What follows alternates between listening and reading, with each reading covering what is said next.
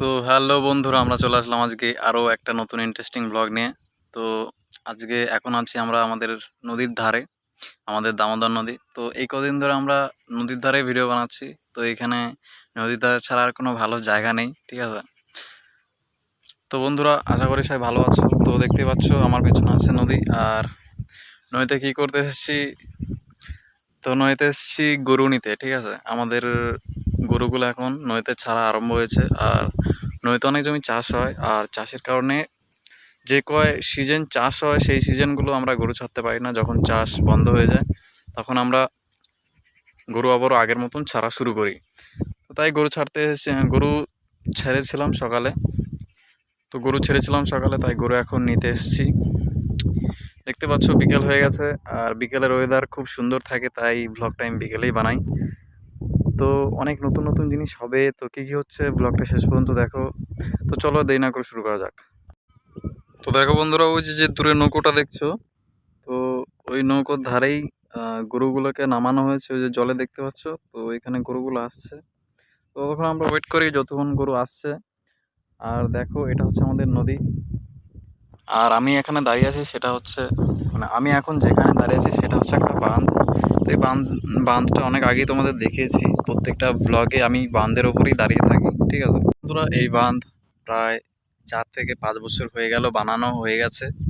তো নদীর মাঝে মাঝে ওই যে যে পার বাঁধগুলো আছে, তো প্রায় 20খানার মতন বাঁধ দেওয়া হয়েছিল। এবারে আহ, গত বছরে গত 2 বছর হয়ে গেছে, তাই বাঁধ দেওয়া হয় প্রতি বছরই, আর প্রতি বছরই ক্ষতিগ্রস্ত হয়। তো এবারেও সেরকম ভাবে কোনো কোনো ক্ষতিগ্রস্ত হয়নি। আর বন্যার সিজন প্রায় চলে এসেছে। বর্ষাকালে জলের চাপ বেড়ে যায়, তাই বন্যা হয় যদি অতিরিক্ত জল ছাড়া হয়, ঠিক আছে। আর আমাদের নদীর যেখান থেকে জলটা আসে, আমাদের দামোদর নদীর আগে আছে দুর্গাপুর ব্যারেজ। তো যেখান দিয়ে যে ব্যারেজের ওপর দিয়ে আমি কলেজে যাই, তো সেই ব্যারেজ থেকে জল ছাড়া হয়। তো তারও আগে আছে আরও ড্যাম, ঠিক আছে। তো মাইথন আরও হেনা তেনা অনেক ড্যাম আছে, তো সেখান থেকে জল আসে। জল এসে এসে ধাপে ধাপে এখানে ছাড়া হয়। তো জলের চাপ বেড়ে গেলে পরে আমাদের এখানে বন্যা হয়। আর আমাদের নদীর ঠিক ওই অপোজিটটির দিকে, তো এদিকে আছে আমাদের দুর্গাপুর ড্যাম, ঠিক আছে, দুর্গাপুর ব্যারেজ।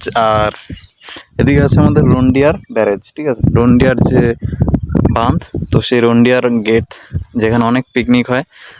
তো এই যে যে দুটো গেট, তো এই দুই গেটের মাঝে আমরা যে এলাকায় থাকি, তো সেই এলাকাটা আমাদের মাঝেই পড়ে।